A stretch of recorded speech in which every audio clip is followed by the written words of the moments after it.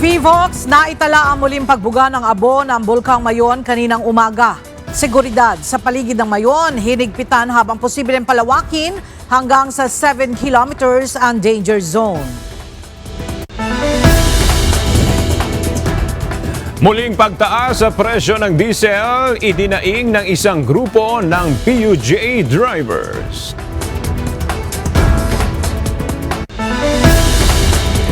Malversation trial proper laban sa dating senador na si Ramon Bong Revilla Jr. at iba pa, sinimulan na ng Sandigan Bayan.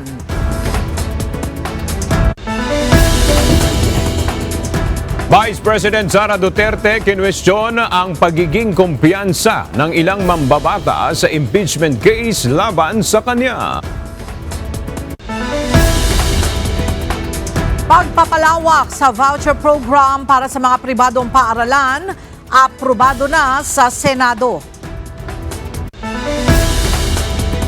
At rising singer-songwriter na si Lorenzo Jan, opisyal ng bahagi ng KDR Music House.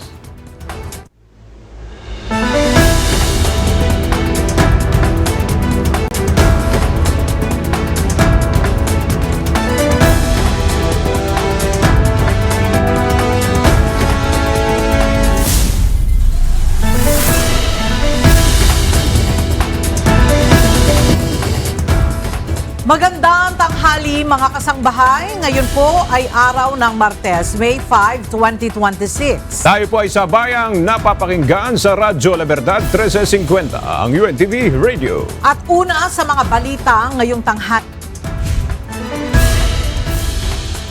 Muling nakapagtala ng lava collapse ang Mayon Volcano na nagdulot ng Pyroclastic Density Current o PDC ngayong araw ng Martes, May 5. Bagamat wala pang mas malalim na detalye na inilalabas ang PHIVOLCS, patuloy ang ginagawang monitoring ng local government units sa Albay na makakaapekto ng labis sa mga residente.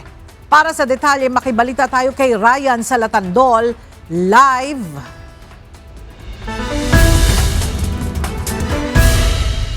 Ryan, kumusta ang sitwasyon dyan sa Ginobatan? Meron na bang mga naapektuhang mga residente sa nangyaring ashfall ngayong araw? Magandang panghali. Nagkaroon nga ng napakalaw dito.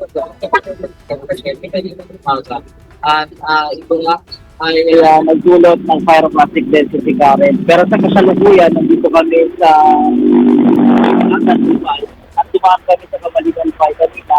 At wala naman kami nasaktan na bagong pagkakaroon ng ashfall. Ang nangyari dito, Ella, ay umulan dito kanina at kanina nakabyang natawi ito yung mga aligadok dito sa kalsada ng Ginobatan at Kabalik. Pero tuloy-tuloy yung ginagawa na clearing operations dito, Ella.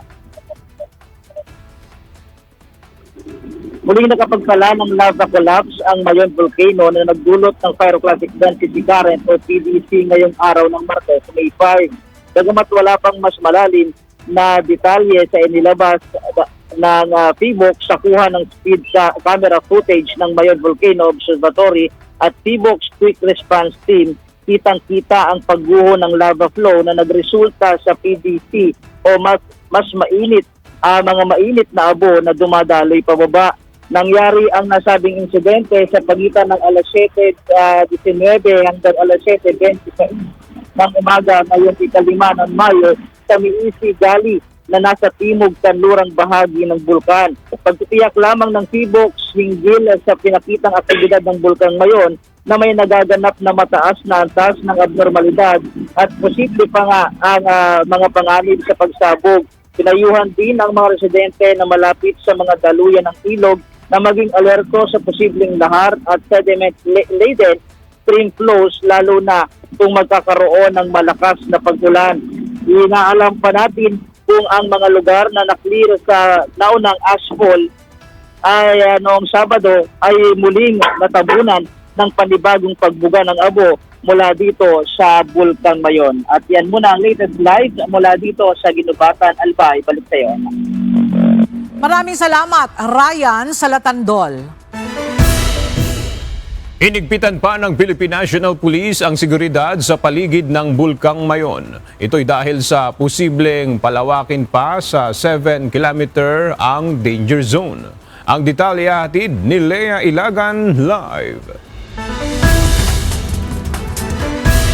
Lea, ano yung ginagawang hakbang ngayon ng PNP sa seguridad ng mga residente malapit sa bulkan? Magandang tanghali sa iyo, Aga. Nagpakilos na ng karagdagang unit ang Philippine National Police para patatagin ang seguridad sa paligid ng Bulkang Mayon. Ito'y matapos ang mga ulat na sa kasalukuyang ang kasalukuyang 6 na kilometrong permanent danger zone ay maaaring palawigin o palawakin sa 7-kilometer radius. Ayon kay PNP Chief Police General Jose Melencio Nartatis Jr., nagsasagawa ang pulisya ng koordinasyon sa mga nasa lugar upang maiwasan ang hindi otorisadong pagpasok sa danger zone. Inatasan na rin ni Chief PNP ang mga pulis sa lugar na panatilihin ang 24 oras na checkpoint operations at dagdagan ang presensya sa mga entry point patungo sa dalisdis ng Mayon upang matiyak ang kaligtasan ng publiko. Una nang nagbabala ang Philippine Institute of Volcanologists and Seismologists na maaaring lumala ang aktibidad ng Mayon, kaya't pinag-uusapan ang pagpapalawak ng kasalukuyang 6 na kilometrong permanent danger zone sa 7 kilometro. Ang naturang pagpapalawak ay sasaklaw sa mas maraming mga barangay na kasalukuyan ang inilikas. Nagdudulot ito ng pangamba na maaaring tangkaing bumalik ang ilang residente sa kanilang lugar para alagaan ang kanilang mga sakahan o kunin ang kanilang mga ari-arian. Kaya naman ang pulisya, Aga, bukod sa mga checkpoint ay magsasagawa din ng mga foot patrol upang masiguro na walang residente ang magtatangkang pumasok sa danger zone. Aga? Maraming salamat, Lea Ilagan. Idinaing ng isang grupo ng mga tsuper ng pampasaherong jeepney ang muling pagtaas sa presyo ng petrolyo. Kasabay ito ng pagpapatupad ng mahigit 2 pisong dagdag singil sa kada litro ng diesel at gasolina simula ngayong araw. Mula sa Pasay City, narito ang report ni Asher Gatapan Jr. live. Asher, ano ang kahilingan ng mga tsuper sa muling pagtaas sa presyo ng produktong petrolyo? Ela, ibalik sa 55 piso kada litro ang presyo ng diesel para makabawi ang mga driver at kumita. Ito ang patuloy na panawagan ng isang grupo ng mga pampublikong jeepney dito sa Pasay City ngayong umaga. Nagprotesta ang ilang tsuper ng pampasaherong jeepney sa Baclaran, Pasay City ngayong umaga. Kasunod ito ng muling pagpapatupad ng dagdag presyo sa mga produktong petrolyo, pangunahin na ang diesel at gasolina simula ngayong araw ng Martes, May 5. Pagkatapos ng 3 magkakasunod na linggo ng rollback, ipinatupad ng mga oil company ang 2 pesos and 61 centavos na dagdag sa presyo ng kada litro ng gasolina, habang nasa 2 pesos at 66 centavos per liter naman ang itinaas ng presyo ng diesel. Samantala, magkakaroon naman ng rollback ang kerosene na aabot sa 3 pesos and 5 centavos per liter. Para naman sa liquefied petroleum gas o LPG, mababawasan ito ng piso at 22 sentimo sa kada kilogram nito. Idinaing naman ito ng pagkakaisa ng mga samahan ng tsuper at operator nationwide o Piston Baclaran. Ayon kay Piston South Coordinator Cirilo Latonero, imbis na ibalik sa dating presyo na 55 pesos ang kada litro ng diesel, ay tumaas na naman ito. Samantalang hindi naman tumataas ang pasahe sa mga jeep na nananatili lang sa 13 pesos ang minimum fare. Bawat piso na inilagay sa diesel, kada biyahe namin, 6 na rin ito. Ibig sabihin, 12 pesos yung nawawala kada biyahe. Kung nakalimang biyahe kami, hindi magkano sa 12 pesos yun. Dagdag pa rin yung nawawala sa amin doon sa 500 na higit na pang-araw-araw na nawawala sa kita namin. Ibig sabihin, bumabalik na naman sa 600 na nawawala sa amin kita araw-araw na dapat ipakain namin sa pamilya namin. Dismayado rin ang ilang PUJ driver sa Baclaran sa dagdag singil sa krudo. Yun nga, tumaas na naman eh. Dadagdagan na naman yung krudo. Bawas kita na naman. dagdag pahirap na naman sa amin, sir. Parang ano lang kami ng administrasyon natin. Magbaba ng konti, tapos ang taas, sunod-sunod naman. Kaya kami talagang pinapahirapan ng gusto ng mga gasoline company.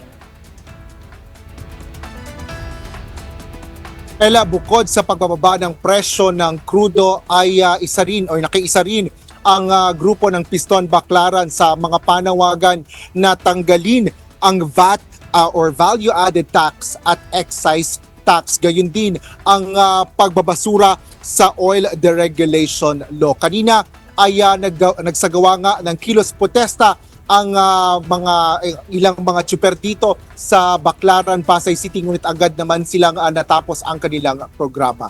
Yan ang latest dito sa Pasay City. Balik sa'yo, Ella. Maraming salamat, Asher Kadapan Jr. Walang nakikitang problema ang Department of Energy sa supply ng kuryente ngayong tag-init. Inihayag rin ng ahensya na nag-aalok ang pamahalaan ng murang diesel sa mga isla na gumagamit ng generator sets para sa supply ng kuryente. May ulat si Asher Kadapan Jr. Muling tiniyak ng Department of Energy na may sapat na supply ng kuryente sa Pilipinas ngayong tag-init sa gitna ng nararanasang global crisis bunsod ng mataas na presyo ng langis. Paliwanag ng DOE, malaki pa ang allowance sa supply ng kuryente kumpara sa kinukonsumo sa bawat rehiyon sa bansa. Ayon kay Energy Undersecretary Mario Marasigan, hindi pa naaabot ang forecasted peak demand sa kuryente ngayong 2026. Para sa Luzon, nasa 13,500 megawatts pa lang ang peak demand ng kuryente kumpara sa projected na aabot sa mahigit 15,600 megawatts. Habang ang Visayas naman ay nasa 500 megawatts pa ang layo sa projected peak demand at halos 300 megawatts naman ang diferensya sa Mindanao. So ina-assure natin na wala tayong nakikitang problema pagdating sa supply. Although binabantayan natin dahil nandyan na rin yung posibilidad na dahil sa pagtaas ng demand during the summer season, meron tayong mga ilang planta na rin na kung hindi nila kagad natapos yung kanilang preventive maintenance, then may posibilidad na magkaroon ng problema. Siniguro naman ng DOE na nakahanda ang nabuong task force para sa pag-iinspeksyon sa mga planta ng kuryente sakaling mayroong pumalya. Kabilang sa task force ang DOE, National Electrification Administration, National Power Corporation at Philippine National Oil Company o PNOC. Samantala, kasama rin sa binabantayan ng task force ang inventaryo ng petrolyo sa mga isla. Partikular na ito sa mga lugar na gumagamit ng diesel para mapagana ang kanilang generator sets o genset. Tiniyak ni Secretary Sharon Garin na sisiguraduhin ng DOE na mahahatira ng sapat na supply ng diesel ang mga isla na nangangailangan nito. Kung kulang sila and it seems kung sobrang mahal para sa kanila ang presyo ngayon, PNOC is offering to them also fuel na mas preferential rates, no, para hindi po tumaas ang electricity rates sa mga isla or hindi po makukulangan po ng fuel. Asher Kadapan Jr., UNTV News and Rescue. Diyos ang aming sandigan, serbisyo publiko ang aming pinahahalagahan. Isinagawa ngayong umaga ang unang araw ng malversation trial ni dating Senador Ramon Bong Revilla Jr. at mga kapwa-akusado mula sa Bulacan 1st District Engineering Office. Inaasahang tatagal hanggang Hulyo ang presentasyon ng ebidensya laban sa mga akusado. Ang detalye sa report ni Evan Alvarez live. Evan, magkaiba pa ba itong trial doon sa mga nakaraan ng pagdinig na isinagawa laban kay Revilla? Yes, Ella, itong trial proper ay ang opisyal o formal na pagsisimula ng paglilitis o full-blown trial laban dito sa mga akusado, habang namang yung mga pagdinig na isinagawa ng mga nakakaraang linggo ay para pa lamang dinggin yung petisyon ni Revilla at kanyang mga kapwa-akusado na makapagpiyansa sa kaso. Matapos ang 10 araw na bail hearings, opisyal nang sinimula ng Sandigan Bayan 3rd Division ngayong araw ang malversation trial laban kina dating Senador Ramon Bong Revilla Jr. at iba pang akussadong opisyal ng Bulacan 1st District Engineering Office. Kaugnay ito ng umano'y Ghost Flood Control Project sa Pandi, Bulacan na nagkakahalaga ng 92.8 million pesos. Ipinresenta ng prosekusyon ang dalawang testigo na si Myra Torrio at Jason Cruz, ngunit hindi na nagsagawa ng pagtatanong ang defense team. Wala rin gaanong makuhang sagot ang mismong korte mula sa mga witness. Pagkatapos ipresenta ang dalawang testigo, pinagkasunduan ang dalawang panig sa harapan ng mga hukom ang mga susunod na pagdinig. Binigyan ng korte hanggang Hulyo o July 2026 ang prosekusyon para ipresenta ang lahat ng kanilang ebidensya, kabilang ang 10 pang witness na kanilang inihanda. Sa darating na May 19 at 20 ang susunod na pagdinig, kung saan 2 araw kada linggo ang ilalaang panahon para sa hearing. Samantala, bigong dumalo ngayong araw si Revilla sa malversation trial, habang present naman ang iba pang mga akusado. Kasunod ng pagtatapos ng bail hearing para dito sa kasong malversation ay inaantabayan na natin kung makakapaglabas na ng resolusyon ng korte. Matatandaan natin noong huling araw ng bail hearing, sinabi ng mga maestrado ng Sandigan Bayan 3rd Division na sa May 6 o araw ng bukas ay inaasahang mareresolba nila itong petisyon ni Revilla na makapagpiyansa. Mamaya namang 1:30 ng hapon magkakaroon ulit ng trial para naman sa ibang kaso. Para sa kasong graft, itong si Revilla at kanyang mga kapwa akusado. Dito tatayong testigo si Sally Santos at Monica Ocampo. Yan muna ang update mula dito sa Sandigan Bayan. Balik sa inyo dyan. Maraming salamat, Evan Alvarez. Sa social media, idinaan ni Batangas 1st District Representative Leandro Leviste ang mga patutsada laban kay Executive Secretary Ralph Recto. Kasama na rito ang panawagan sa Kongreso na imbestigahan ito. Nagbabalik si Evan Alvarez. Magkakasunod ang Facebook post ni Batangas 1st District Representative Leandro Legarda Leviste patungkol kay Executive Secretary Ralph Recto. Sa isang post ni Congressman Leviste kahapon, makikita ang litrato nilang dalawa ni E.S. Recto kung saan nakalagay sa captions ang panawagan nito na maimbestigahan ng Kongreso ang umano'y koneksyon ni Recto kay CWS Party List Representative Edwin Guardiola. Maging si Pangulong Ferdinand Marcos Jr. ay hinimok ni Leviste na suriin kung mayroon umanong tumutulong kay Congressman Guardiola sa loob mismo ng Malacanang. Matatanda ang ibinunyag ni Leviste si Congressman Guardiola noong November 2025 na umano'y nakakuha ng mahigit 20 billion pesos na halaga ng DPWH projects at pinaniniwalaan itong top contractor ng DPWH sa Kongreso. Ayon sa batang mambabatas, nang sinimulan umano niyang mag-imbestiga sa DPWH Batangas at mga kumpanyang konektado sa mga Guardiola, sunod-sunod na niya ang mga atake sa kanya na sinasabing may kinalaman sa mga Recto at Guardiola.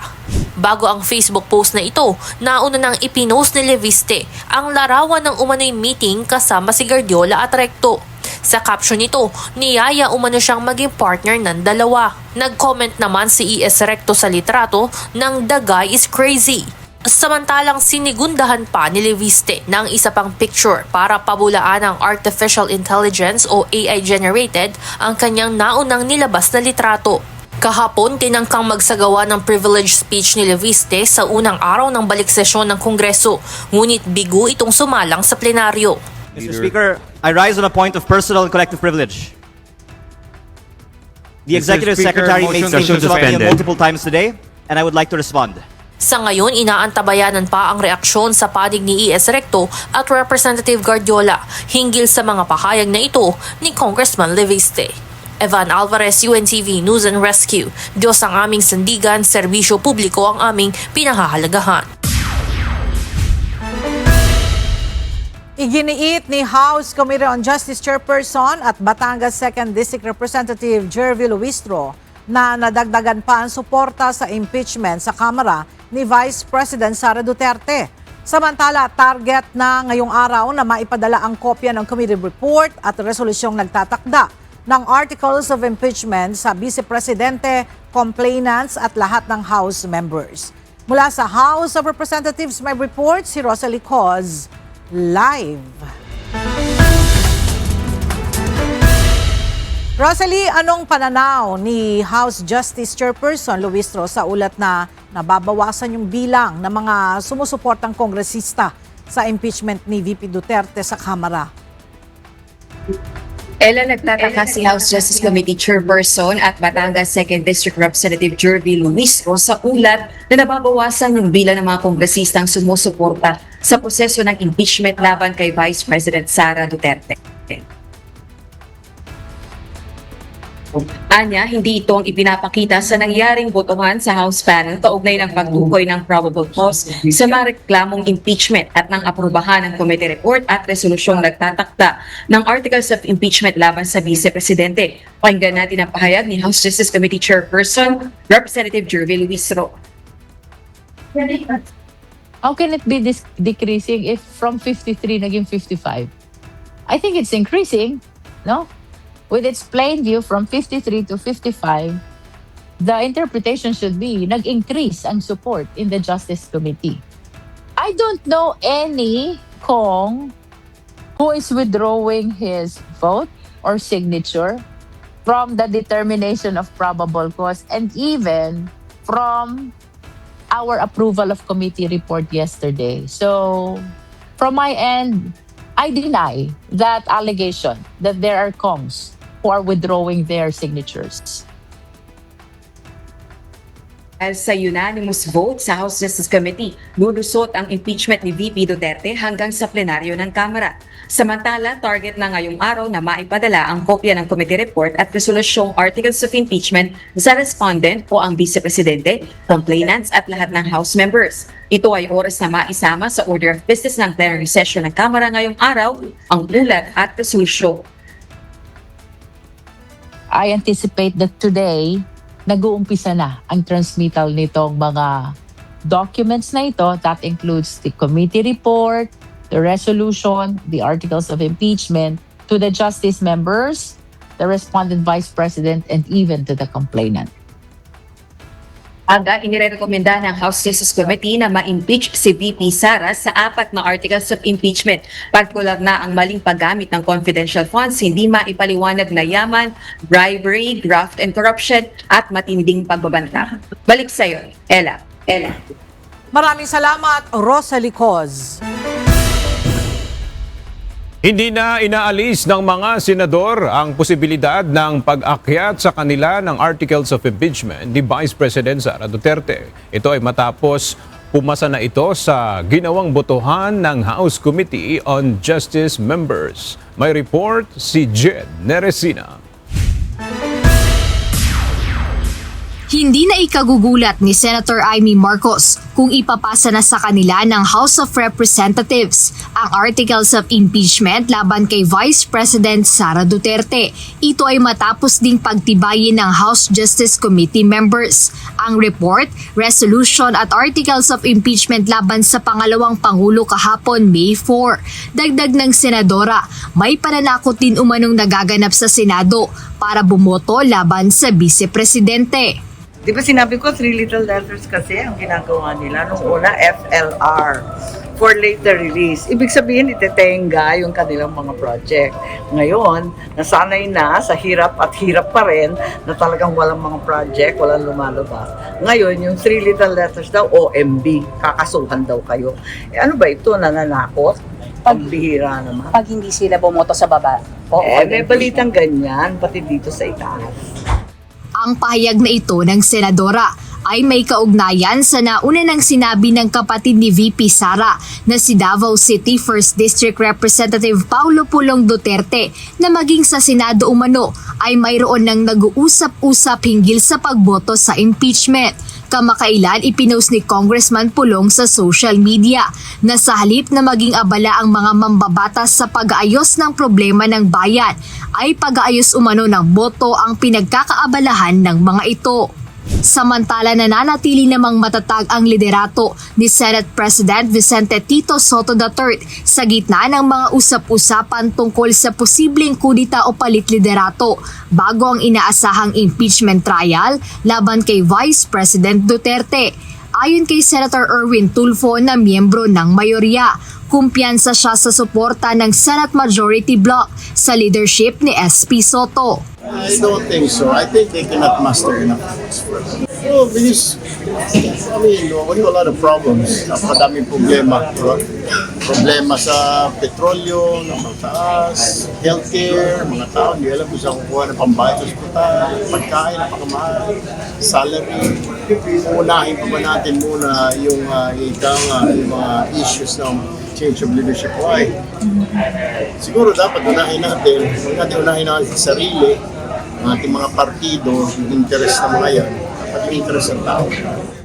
Ngunit para kay Senator Robin Padilla na mula sa minority, inamin niya na bagaman nais niyang makakita ng isang pro-Duterte na Senate President, wala siyang balak makilahok sa anumang kilos upang alisin sa pwesto si Senator Soto. Nilinaw ni Senator Padilla na iginagalang niya ang kasalukuyang pamunuan ng Senado. Siyempre, yun ang mga political naman. Hindi naman yun pagiging senador. Political yun. Siyempre, wala tayo. Wala kami. So walang... Ang katotohanan ng SP ay si SP Soto. So, ang gagawin namin? Walang usapan ikuko siya. Hindi man ako sumasali sa kupo. Bata-bata ako pa. Bago lang ako dito sa Senado. Sa kabila ng mga ito, tiniyak ni Senate President Soto na handa ang Senado anumang oras at kung anuman ang magiging desisyon ng Kamara kaugnay ng impeachment ni Vice President Sara Duterte. Jed Neresina, UNTV News and Rescue. Diyos ang aming sandigan, serbisyo publiko ang aming pinahahalagahan. Kinuwestiyon ni Vice President Sara Duterte ang pagiging kumpiyansa ng ilang lawmakers na tuluyan na siyang mai-impeach sa kanyang posisyon. Tumanggi naman itong magkomento hinggil sa sinabi ni Bicol Saro Party List Representative Terry Ridon na hindi mahirap makakalap ng 106 na boto na pipirma sa impeachment case laban sa kanya. Ayon kay VP Sara, kung ordinaryong mamamayan ang nagpahayag noon, pabayaan na lang niya sila kung iyon ang kanilang opinyon. Kung ordinary individuals lang naman yan, like ordinary Filipinos, pabayaan na natin yan, no? Kasi yan naman yung opinion nila, yan naman yung damdamin nila. Hindi mo naman mapabago ang nararamdaman ng isang tao. But it is different siguro kapag congressman na yung nagsasabi or senator na yung nagsasabi. Kasi magtatanong ka, bakit sobrang sigurado ka na tapos na ito? I was about to ask VP because Representative Ridon actually even made mention in an interview that you're very clear na talaga that there will be 106 votes which is required for the articles of impeachment na ma-endorse doon sa Senate. Oh, well, hindi ako makakomment sa kanyang mga nalalaman kasi hindi ko alam kung ano yung alam niya. Naghain ng reply affidavit si Vice President Sara Duterte laban sa nagpakilalang bagman umano nito na si Ramil Madriaga. Dito, pinabulaanan ng pangalawang Pangulo ang ipinagmamalaking ebidensya ni Madriaga. May report si Dante Amento. Pinabulaanan ng kampo ni Vice President Sara Duterte ang ipinagmamalaking ebidensya ng nagpapakilalang bagman umano ng Vice Presidente na si Ramil Madriaga. Ito ay tungkol sa isang larawan na sinasabing nakunan sa isang virtual meeting kasama si VP Sara at ilang personalidad.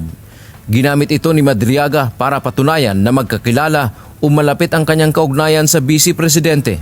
So yan po, sabi niya, kung totoong hindi tayo close, kung totoong hindi ako malapit sa inyo, bakit kasama ako dito sa isang political meeting kasama ng mga ni VP Sara, ni Senator Jinggoy at saka ni Attorney Harry Roque? Yun ang sabi niya sa counter affidavit. Pero sabi ng abogado ng Vice Presidente, ang larawan ay kuha sa Zoom meeting noon pang 2022 sa isang malaking pagtitipon. Ang nasabing Zoom meeting ay dinaluhan ng halos 100 tao na may kaugnayan sa pagtakbo ni VP Sara sa nakaraang national elections. Kaya naman iginiit ng abogado na hindi ito patunay na talagang may ugnayan si VP Sara at si Madriaga. Iginiit rin ng mga ito na hindi kailanman naging empleyado si Madriaga ng Office of the Vice President. Ang malas niya, nahanap po namin yung virtual meeting na yon. At ito po yon. Dito po galing yan. Virtual meeting po yan ng isa pang parallel group, yung Sama-Sama.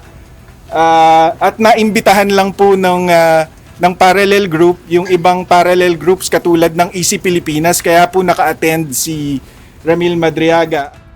Sinabi pa ng kampo ng Vice Presidente na hawak nila ang text message ni Madriaga kung saan sinabi nitong magsisilbi siyang state witness laban kay VP Sara upang makalabas siya ng kulungan.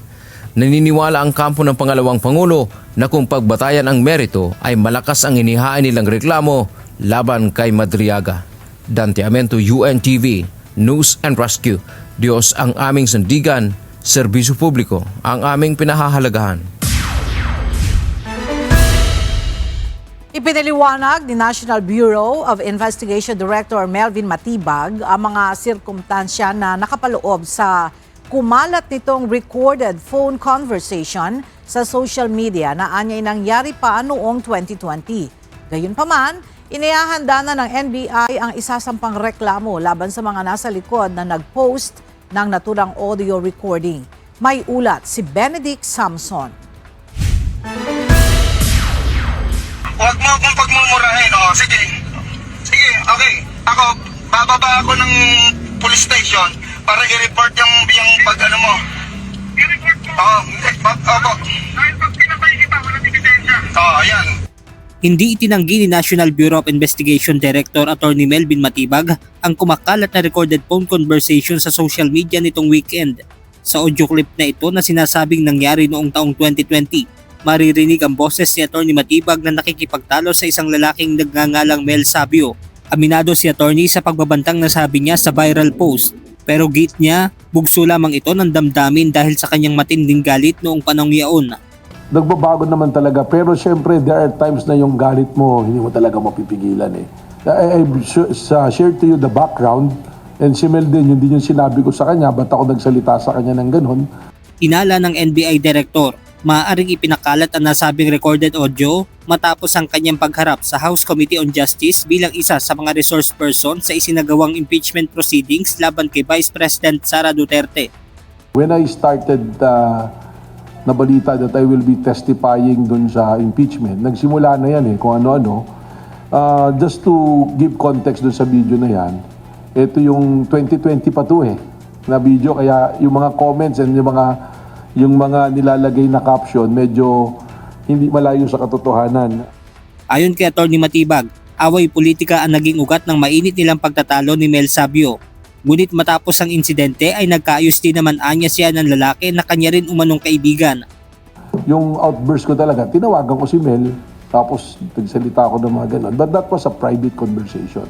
That is supposed to be between the two of us na magkaibigan. In fact, okay naman after few weeks, we patch up our things, nagkasundo kami ni Mel. Wala na yan, except that lumabas kasi yan doon sa isang social media account sa San Pedro na politically din yung inclination that is against the interest na political nung wife ko. Samantala, base naman sa ginawang identification ng NBI, tinatayang nasa 400 social media accounts ang kanilang tinitingnan na sangkot sa kumalat na audio clip. Kahapon, dumating din sa tanggapan ng NBI si Mel Sabio para maghain ng reklamong paglabag sa Anti-Wiretapping Law at Data Privacy Act. So, doon ho nag-start yan. Kaya ako ho, medyo nagulat kasi matagal na ho yan So, lumabas ho ngayon, so nagagamit and medyo affected na rin yung aking family kasi syempre lumalabas na yung pati yung pangalan ko ho, yung mga anak ko. So, mas minabuti ko hong mag-file na ng kaso. Kung ano yung pinal ni Mel, sususugan ko na imbestigahan. Ang tawag dito sa social media yung inappropriate coordinate behavior. Ibig sabihin, pansinin nyo, grupo yan, post sila, sabay-sabay, isa yung kamada nila, tirada nila. These are the things that we should address sa social media. Benedict Samson, UNTV News and Rescue. Diyos ang aming sandigan, serbisyo publiko ang aming pinahahalagahan. Isang aksidente sa kalsada ang naitala sa Ormoc City matapos ang biglaang pagpreno ng mga sasakyan na kinasangkutan ng isang motorsiklo at pampasaherong van. Sugatan ang rider na binigyan ng first aid ng UNTV News and Rescue Team. Narito ang ulat ni Lizelle Nael.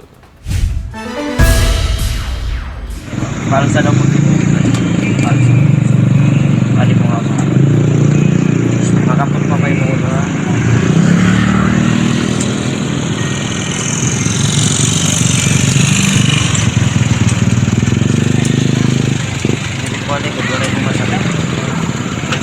Nirespondihan ng UNTV News and Rescue Team ang isang aksidente sa Barangay Huaton, Ormoc City noong Mayo 1. Kinasangkutan ito ng motorsiklo at pampasaherong van. Nadatnan pa ng grupo ang motorcycle rider na nagtamo ng hiwa sa noo at sa bibig na agad namang nilapatan ng paunang lunas ng team. Base sa salaysay ng driver ng van, biglang huminto ang motorsiklo na nasa kanyang harapan kaya napilitan siyang magpreno. Bunsod nito, sumalpok naman sa likurang bahagi ng van ang sinasakyang motorsiklo ng biktima. Stop ako, kaya siyempre lang. Pagulong ko ako. Hunang na ko. Ano yung paglagapan ito? Buwa sa mikalit ng preno, di ka bukul. Ano na yung magulong reno? Bumbo, kutungol kita, bugang mo to. Kasunod mo to. Bali mag-overtake po sana kayo. Ma-overtake. Yawara yung magkita dito, nag-stop na ko kay may motor ko nasundan, may hulong na motor. Kaya magtika, binutan lang eh. Hindi kandiya. Matapos mabigyan ng paunang lunas, tumanggi na ang biktima na magpadala pa sa ospital. Iniendorso na lamang ito sa pangangalaga ng mga autoridad na nasa lugar ng aksidente. Samantala, wala namang tinamong injury ang driver ng van at wala rin itong sakay na pasahero. Sa mga nangangailangan ng agarang tulong sa panahon ng aksidente o sakuna, maaaring makipag-ugnayan sa UNTV News and Rescue Hotline 8911 UNTV o 8911-8688. Lizelle Nael, UNTV News and Rescue. Diyos ang aming sandigan, serbisyo publiko ang aming pinahahalagahan.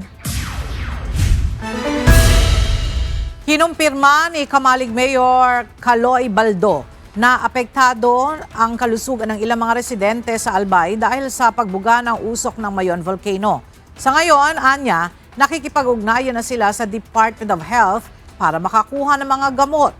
Alamin natin ang detalye sa report ni JP Nunez. May mga kumukonsulta na sa mga health center sa Kamalig, Albay kaugnay ng kanilang kalusugan matapos ang pagbuga ng makapal na usok ng Mayon Volcano noong Sabado. Ayon kay Kamalig Mayor Caloy Baldo, base sa kanilang ginagawang monitoring, apektado niya ang kalusugan ng mga kabataan, matatanda at mga may respiratory diseases gaya ng asthma. Nag-coordinate na din po yung health workers namin, yung MHO namin, doon po sa DOH na humingi na ng gamot para po sa mga ganitong sitwasyon. Sa ngayon anya, natanggal na nila ang mga abo sa mga pangunahing kalsada habang patuloy pa nilang lilinisin ang mga maliliit na kalsada at mga eskinita ngayong buong linggo. Nakipag-ugnayan na rin anya sila sa Department of Social Welfare and Development o DSWD para makahingi ng mga dagdag na ayuda. Plano ng lokal na pamahalaan ng Kamalig na makapagbigay muli ng food pack sa mga residente sa Huwebes o sa Biyernes. Mula Enero ngayong taon ay nasa ilalim ng state of calamity ang Kamalig, Albay dahil sa patuloy na pag-alboroto ng Mayon Volcano. Panawagan naman ng LGU sa mga nais tumulong, nangangailangan ang mga residente nito ng mga panglinis ng abo.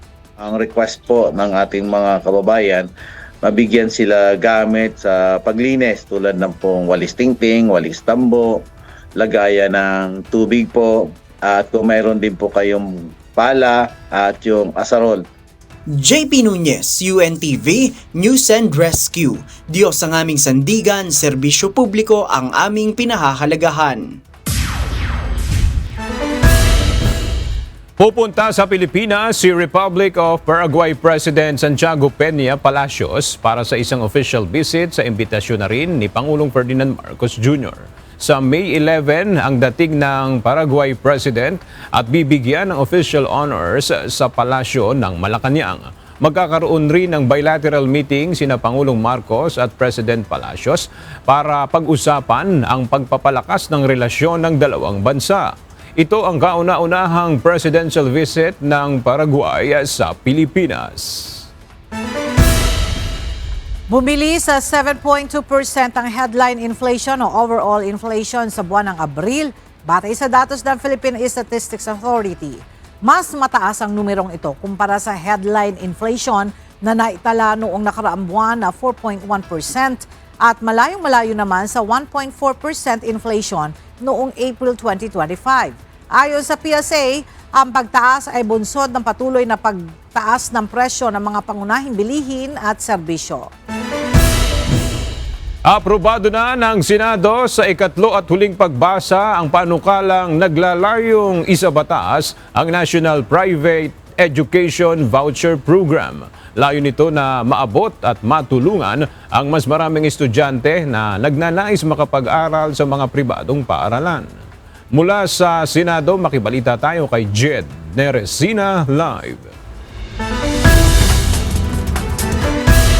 Jed, sino-sino yung saklaw nitong naaprubahan sa Senado na Basic Education Voucher Program?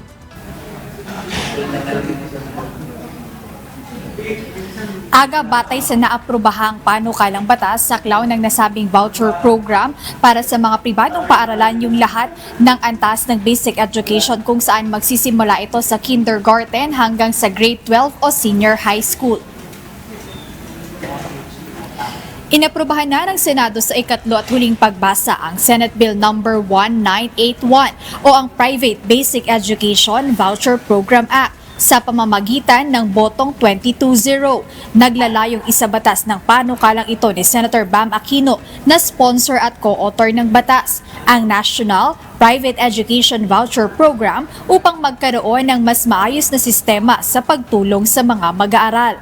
Ayon kay Senator Aquino, sa pamamagitan nito inaasahang mababawasan ang pagsisikip o congestion sa mga pampublikong paaralan dahil mabibigyan ng pagkakataon ang mga estudyante na lumipat at mag-enroll sa mga pribadong institusyon na mayroon pang bakanteng kapasidad. Ang tulong pinansyal mula sa voucher ay pinalawak na rin upang masakop ang lahat ng antas ng basic education simula sa kindergarten hanggang grade 12 o senior high school. Bibigyang prioridad din ng proyektong ito ang mga mag-aaral na higit na nangangailangan, tulad ng mga benepisyaryo ng Pantawid Pamilyang Pilipino Program o 4Ps, maging ang mga nasa malalayong lugar, mga miyembro ng indigenous people, mga nasa foster homes at mga mag-aaral na may kapansanan na nangangailangan ng special education services.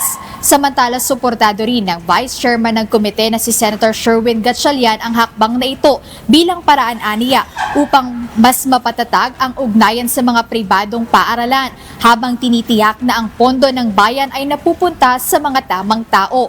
Magugunitang binigyang diin ng Senador ang pangangailangan para sa mas mahigpit na monitoring matapos mapuna na bilyong piso ang napunta umano sa mga non-poor na benepisyaryo sa mga nakaraang programa. Aga kaugnay nito bilang safeguard dito sa nasabing batas, nakapaloob dito sa nasabing batas yung maaaring mapatawan ng administrative o criminal case o kaya pagmultahin o kaya makulong yung mga mapatutunayang aabuso o kaya dadayain yung nasabing programa. Ayan muna update mula rito sa Senado. Balik sa inyo, Aga. Maraming salamat, Jed Neresina. Ipinatupad na sa lalawigan ng Cebu ang total gun ban simula kahapon. Kaugnay ito ng isasagawang Association of Southeast Asian Nations ASEAN Summit na magsisimula bukas May 6. Sa ilalim ng gun ban, suspendido muna ang bisa ng permit to carry firearms outside of residence.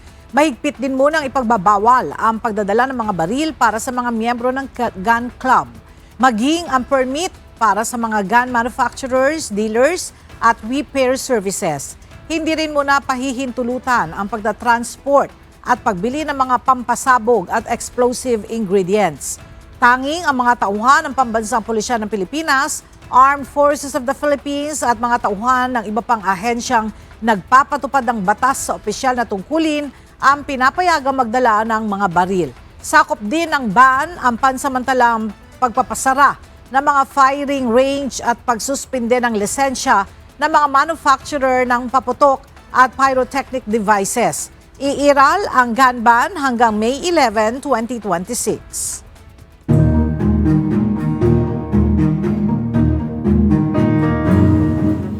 Mabilis na nag-abot ng tulong ang DSWD Disaster Response Team para sa 110 na pamilya o 383 individual na naapektuhan ng sunog kahapon May 4 sa Zone 1 Sitio Bakahan. Agad na bigyan ng emergency supply kits ang mga biktima na naglalaman ng hygiene kits, kagamitan sa kusina at mga gamit sa pagtulog. Bukod sa mga gamit, nagbukas din ng community kitchen ang City Social Welfare and Development at Barangay Carmen para makapagbigay ng mainit na pagkain sa mga evacuee. Dito ay binigyang diin ang pagiging alerto ng mga residente lalo na't sunod-sunod ang insidente ng sunog sa lungsod. Na-trap ng halos 2 oras ang 2 lalaking empleyado ng isang mall sa Cotabato matapos magkaaberya ang elevator system nito kanina madaling araw. Sa tulong ng Bureau of Fire Protection o BFP, ligtas na nailabas ang mga biktima mula sa pagkakakulong sa loob ng gusali. Bandang alas 3 ng madaling araw na magsimula ang aberya, ngunit alas 3:50 sa na nang makarating ang ulat sa 911 Command Center. Agad itong tinugunan ng mga otoridad kung saan ipinadala ang Engine 5 crew para sa rescue operations. Sa pakikipag-ugnayan sa pamunuan ng mall, nagpatupad ng safety measures ang BFP hanggang sa maibalik ang operasyon ng elevator.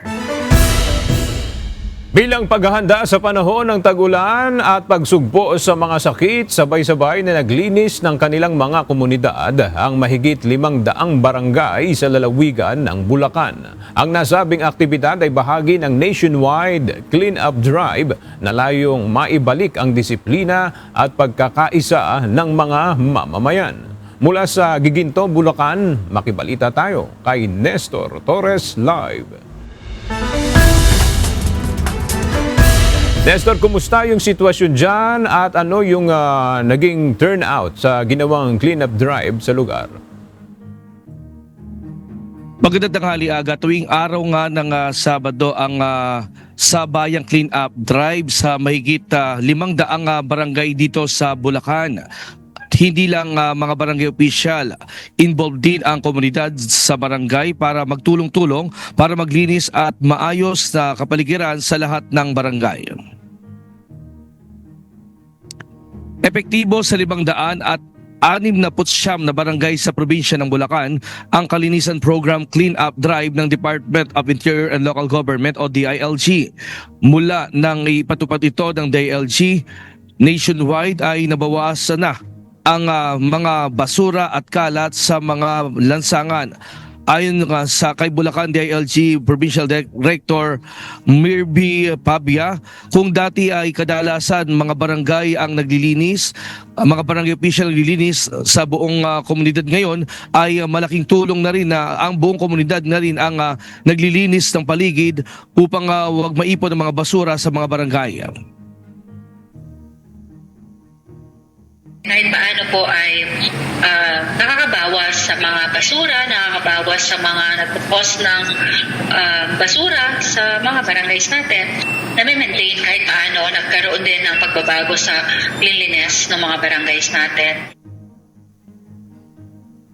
Ilan naman sa mga volunteer na katuwang ng mga barangay sa clean-up drive ay ang mga civil society students at mga residente ng barangay na involved rin sa paglilinis. Ay naman sa kabataan na si Dan de la Peña, dahil sa programang kalinisan sa barangay, nagkaroon siya ng responsibilidad at awareness na makatulong sa kanilang barangay.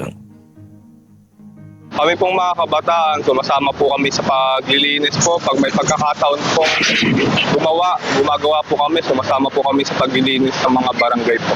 Dahil gusto po namin na makatulong rin po sa mga barangay po na madudumi pong lugar para po malinisan po.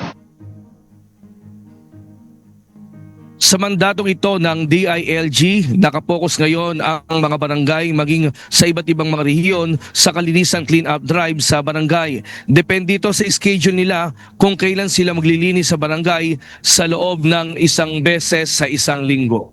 At yan muna ang ating latest live mula dito sa Bulacan. Balik sa iyo. Aga? Maraming salamat, Nestor Torres.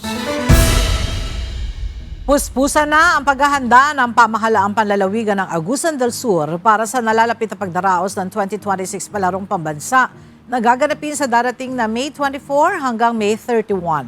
Ayon sa mga organizers, sa ngayon ay halos matatapos na ang mga paghahanda na kanilang ginagawa para sa Palarong Pambansa.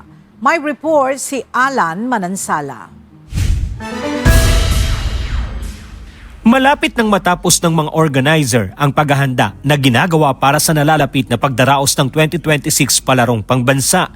Ngayong taon, ang probinsya ng Agusan del Sur ang magsisilbing host para sa isa sa pinakamalaking sports event sa Pilipinas. Kaugnay nito, tiniyak ni Agusan del Sur Governor Santiago Cane Jr. na halos makokompleto na ang preparasyon sa mga key sport venues, billeting areas at mga pasilidad na gagamitin ng mga delegado na makikilahok sa Palarong Pambansa. Ayon sa opisyal, halos all set na rin ang pagpuposisyon ng mga kagamitan sa iba't ibang venue upang makapagsagawa ng dry run bago ang opisyal na pagbubukas ng palaro. In terms of infrastructure, we are already 97.25% complete with our preparation sa mga playing venues and the billeting quarters. Samantala, magpapatupad rin ng mas mahigpit na seguridad ang pamahalaang panlalawigan para sa idaraos na Palarong Pambansa. Ngayong taon, tiniyak rin nito na may nakadeploy silang medical team kung saan may nakastandby na air asset para sa medical transportation. Layo nito na mas mapabilis na maihatid sa pagamutan sakaling mayroong atleta o participant ang malagay sa emergency situation. Bukod sa seguridad at medical services, nais rin ng provincial government na masigurong magiging maayos at world-class ang magiging experience ng mga kalahok sa Palarong Pambansa ngayong taon. Kasama po sa plano namin, bawat playing venue may nakatambay po na rescue teams, may medical team. Nagtandem po to. We are in touch with the Department of Health, with the COD, OCD Caraga. Mayroon kaming search and rescue of Agusan del Sur. May mga MDRRMOs hindi lang ng Agusan del Sur, kung hindi buong Caraga. We have made a request to the Office of the Secretary of National Defense and the Philippine Air Force na maglaan ng isang air ambulance dito during the entire duration. Bagaman malaking hamon ang transportasyon para sa mga delegado, tiniyak ng provincial government na mayroon na silang mga handang logistical support. Lahat ng mga rehiyon sa buong Pilipinas ang inaasang makikilahok sa nasabing national sport event. Magbubukas ang 2026 Palarong Pambansa sa darating na May 24 at matatapos ng May 31. Alan Manansala, UNTV News and Rescue. Diyos ang aming sandigan, serbisyo publiko ang aming pinahahalagahan.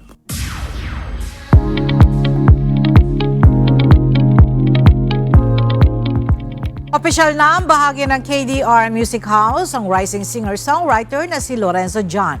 Kaabang-abang ang kanyang mga komposisyon ng mga musika na tiyak na makaka-relate ang marami at bibihag sa damdamin ng mga music lover. Narito ang report ni Mia Alonzo.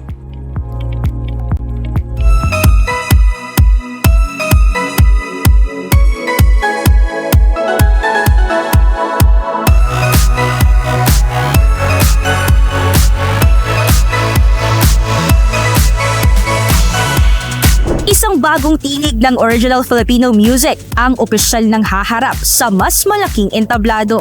Bitbita kanyang diretso, relatable at fresh-friendly vibes na tunog na layong makuha ang atensyon ng mas maraming tagapakinig. Kilalanin ang rising singer-songwriter na si Lorenzo Jan bilang bagong aabangan sa ilalim ng KDR Music House. Ayon kay Lorenzo, nais niya na maipakilala ang kanyang sarili at maiparamdam sa kanyang tagapakinig na isa siyang kaibigan sa pamamagitan ng kanyang mga likhang awitin. As a songwriter po, medyo straight to the point ako ng lyrics. Kaya yung for my next song, ang nakikita ko po kasing uso ngayon yung mga taong na-fall sa mga may avoidant attachment. And ginawan ko po siya ng content na parang kung ako mo-fall sa ganun, wag na lang. So, ganun po yung flow ng music ko na gusto ko i-release. Na, okay lang hindi ma-attach sa gantong tao. Merong art sa pag-give up sa mga bagay-bagay na di naman talaga para sa atin. And okay lang yun.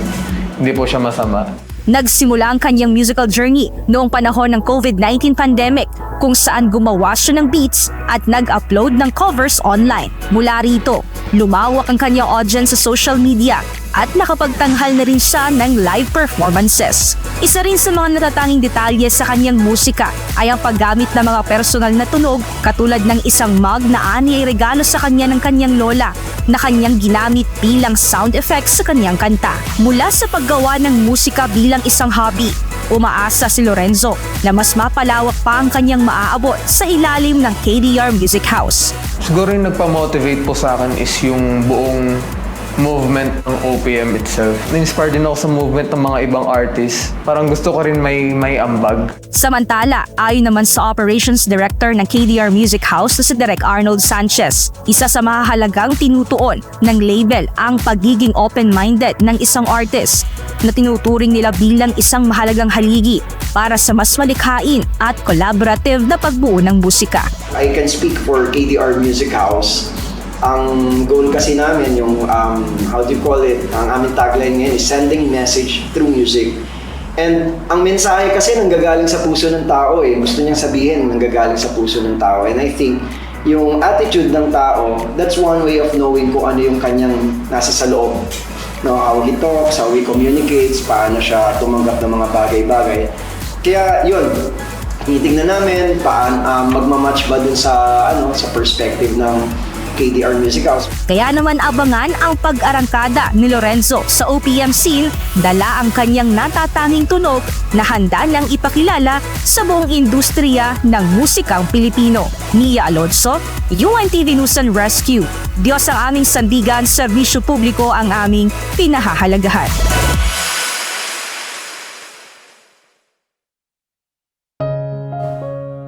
At sa ating pong iiwang mga salita ng Diyos na ating sandigan mula sa aklat ng Mateo, Kapitulo 5, versikulo 14, na nagsasabi, "Kayo ang ilaw ng sanlibutan. Ang isang bayan na natatayo sa ibabaw ng isang bundok ay hindi maitatago."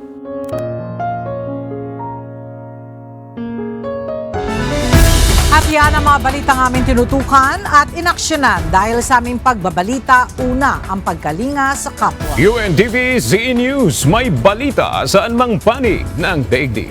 At dito sa UNTV, Diyos ang aming sandigan, serbisyo publiko ang aming pinahahalagahan. Magandang tanghali.